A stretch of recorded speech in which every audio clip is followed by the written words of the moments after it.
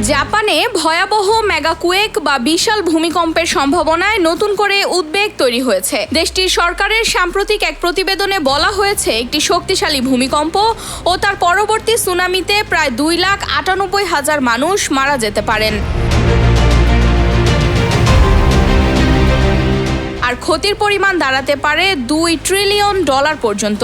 বিশেষজ্ঞদের মতে আগামী 30 বছরের মধ্যে জাপানের প্রশান্ত মহাসাগরীয় উপকূলবর্তী নানকাই ট্রাফ এলাকায় এ ধরনের একটি বড় ভূমিকম্প আঘাত হানতে পারে।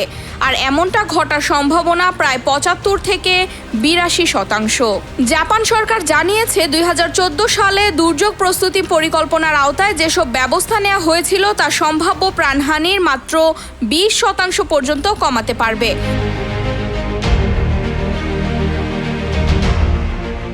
অথচ পরিকল্পনা অনুযায়ী মৃত্যুর হার কমানো উচিত ছিল 80% পর্যন্ত। প্রসঙ্গত 2011 সালে জাপানের রিখটার স্কেলে 9 মাত্রার ভূমিকম্প এবং 132 ফুট উচ্চতার সুনামি প্রায় 15,500 মানুষের প্রাণ কেড়ে নিয়েছিল। এই দুর্যোগে ফুকুশিমা পারমাণবিক বিদ্যুৎ কেন্দ্রের 3টি চুল্লি বিধ্বস্ত হয় এবং ব্যাপক তেজস্ক্রিয় পদার্থ ছড়িয়ে পড়ে।